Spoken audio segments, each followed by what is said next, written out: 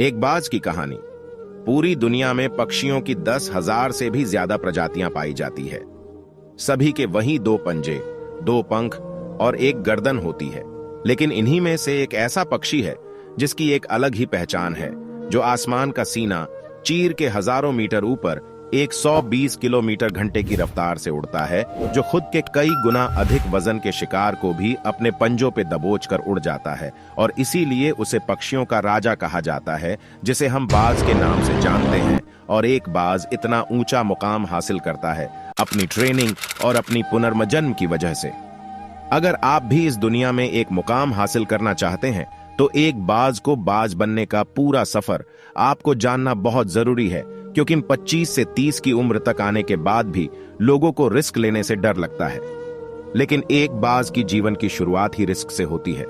जिस उम्र में बाकी पक्षियों के बच्चे सिर्फ चींची करना सीखते हैं, उस उम्र में एक मादा बाज अपने बच्चों को पंजों में दबोचकर हजारों मीटर आसमान की ऊंचाइयों में उड़ जाती है, उसे ये बताने के लिए कि तेरा जन्म आसमान का सीना चीर के सबसे ऊपर उड़ने के लिए हुआ है। तेरा जन्म पक्षियों का बादशाह बनने के लिए हुआ है।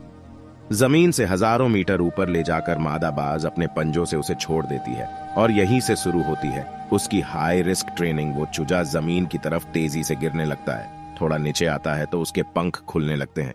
नीचे आते आते वो अपने पंख फड़फड़ाने लगता है, लेकिन वो अभी तक उड़ना नहीं सीखा है। वो जमीन से कुछ ही ऊपर होता है। ऐसा लगता है कि कुछ ही सेकंड में उसका जीवन समाप्त हो जाएगा। लेकिन अचानक एक पंजा उसे अपने गिरफ्त में लेता है और वापस आसमान में उड़ जाता है। वो पंजा होता है उसकी मां का, जो उसके पीछे उड़ रही थी। उसकी ये ट्रेनिंग तब तक चलती रहती है जब तक वो उड़ना नहीं सीख जाता है। इतनी हाई रिस्क ट्रेनिंग होने के बाद इस दुनिया को एक बाज मिलता है। बारिश के वक्त जब सारे पक्षी आश्रय की तलाश करते हैं, तब यही बाज उसी बारिश में आसमान को चीरते हुए ऊपर निकल जाता है और बदल से कहता है, तू बरस ले, कितना बरसेगा? और फिर नीचे आकर चैलेंज करता है। एक बाज की उम्र लगभग 70 साल होती है। जब वह 40 साल का होता है, तब एक परेशानी उसकी जिंदगी में मौत बनकर आती है, जो आपकी परेशानियों की तुलना में बहुत बड़ी होती है। क्योंकि 40 साल की उम्र में बाज की चोंच इतनी मुड़ जाती है कि उसे शिकार निगलने में बहुत परेशानी होती है।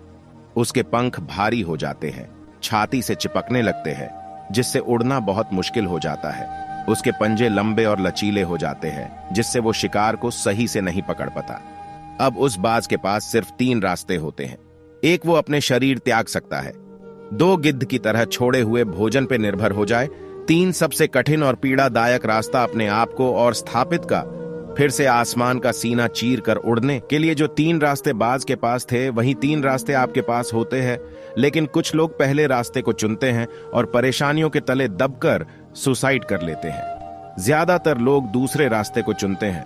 वो परेशानियों का बोझ पड़ते ही अपने लक्ष्य को छोड़कर एक आसान जीवन जीने लगते हैं।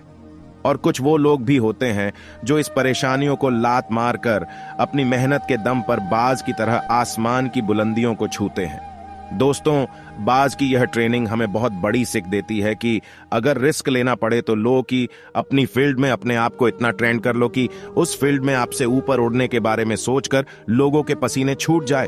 तभी आप अपने फील्ड के बादशाह कहलाओगे। लास्ट में यही कहना चाहूंगा, संघर्ष करो तो बाज की तरह, तभी दुनिया सलाम ठोकेगी। ऐसे ही ज्ञानवर्धक जानकारी के लिए सब्सक्राइब तो कर लो। जय हिंद।